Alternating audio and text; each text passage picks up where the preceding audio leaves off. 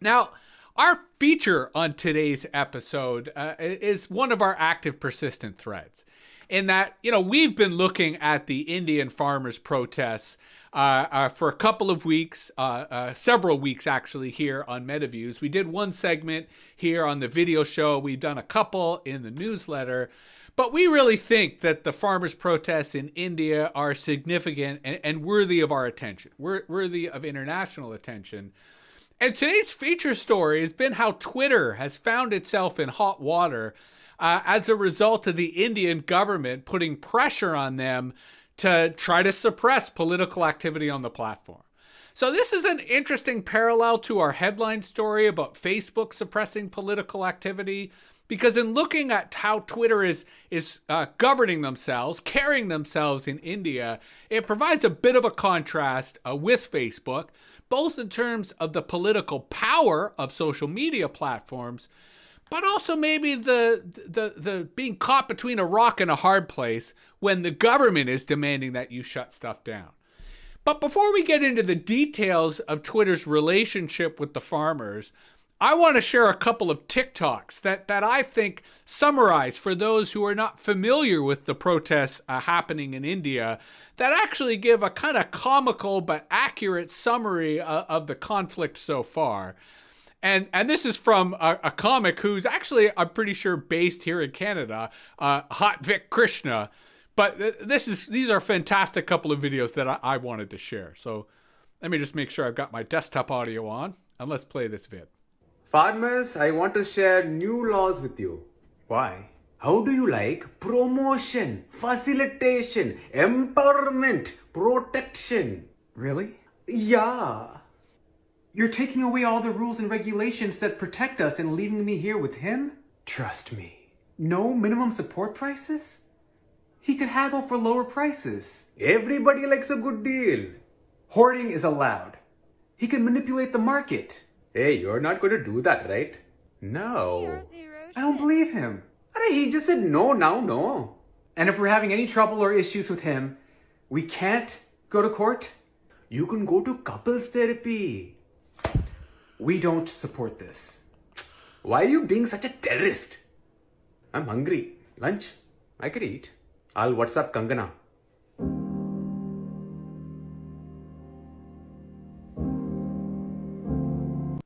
Farmers, I want to share. So, I mean, this is one example of why the Indian government is upset about social media, right? In a 60-second TikTok, this guy has not only articulated exactly why this conflict is unjust and why we should be supporting the farmers, but in particular why social media has not only mobilized the Indian diaspora around the world, but has reached people like us who otherwise wouldn't know about these issues and recognize the injustice that's at work. So social media has just been amplifying and mobilizing support for the farmers on an international level that is incredibly powerful, but also makes the Indian government obviously insecure and antsy. So Hot Vic Krishna did a follow-up, a part 2 video that he released yesterday that I also wanted to play. So let's give it a listen. Farmers, you need to stop the protest and stop listening to Rihanna songs. Then repeal the laws. How about we make amendments? So you make it a law to guarantee MSP even outside the mandi. No, it was never a law. Because MSP was your idea to begin with. It's built in with the market that you made. Yes. That price is the benchmark for the current market. Yes. But now you're making a new market. Yes. So who decides the benchmark for this market? I do. I want tea. Want tea. He do want tea. Right. You're not listening. Listen, MSP was. MSP is. MSP will be. Where? MSP will be. What? Final offer, we don't change anything, but we postpone laws 18 months. You're just trying to get us to go home. That's it. No more Wi-Fi. Cut. Of course. Farmers, you... Right? So what I found brilliant about this video is it both kind of demonstrates that the Indian government is completely incoherent, right? They've shown no good faith in negotiating or bargaining whatsoever. It is so obviously a ploy in terms of alluding by the private sector of the agricultural sector.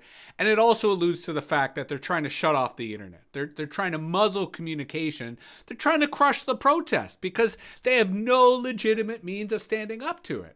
So it's why this issue is fascinating, not just in terms of these ongoing protests, but the role that social media plays in amplifying them. The fact that social media is so inherently playing a political role, especially when it comes to mobilizing international support. Because the other funny part of that TikTok was the way in which it alluded to Rihanna. How Rihanna, right, the globally famous singer, started promoting the Indian protests on her Twitter feed, and that got her fans involved. And the Indian government was trying to demonize and vilify her. Anyway, I digress. But the point here is that the Indian government has put a lot of pressure on Twitter to try to block the protests, to block journalists, to block activists, to block civil society organizations, to block academics who are talking about the Twitter. And the irony here is, when Twitter faces pressure from the public, that's one thing. But when Twitter faces pressure from a government that can then take punitive actions against your staff in the country, well, that's when it's really difficult. That's when these companies are kind of backed between a rock and a hard place. Because on the one hand, they want to do the right thing, but on the other hand, they don't want to put their staff at risk. They don't want to put their Indian personnel at risk. And the other paradox here is India is not a small marketplace, right? With nearly 1 billion people, and they've actually been doing quite a bit to bridge the digital divide, as we've talked about in our Future Fiber series. There are hundreds of millions of internet users in India, and Twitter as a company, they can't turn their back on that. So it causes them to really walk a fine line. And where initially Twitter was resisting, they had unblocked some of the accounts that they had been forced to block, they ended up acquiescing. That this morning we've had news that Twitter once again blocked some of the accounts that the government demanded that they do.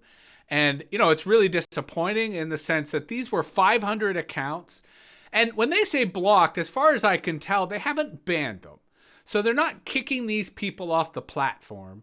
They're just making those accounts and the content that they post not accessible within India.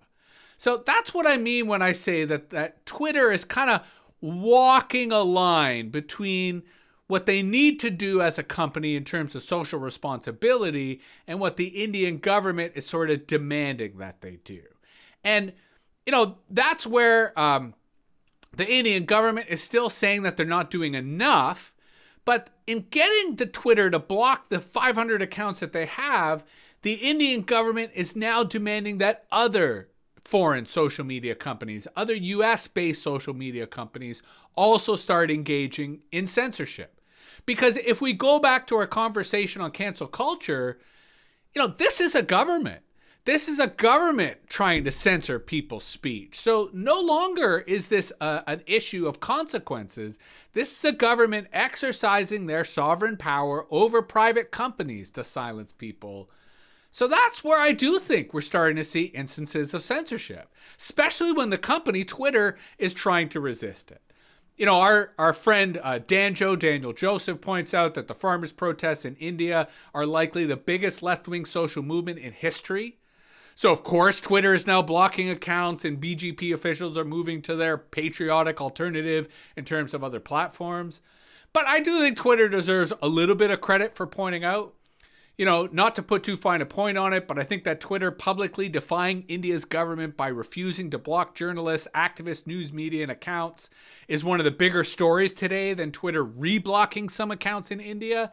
And I think that's true. I think we do have to give Twitter a modest amount of credit for at least trying, for at least pushing back. And then this is an interesting sub-story that Twitter's India public policy head has resigned.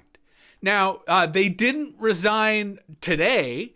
They actually resigned in December in January, and they're still in the job until the end of March.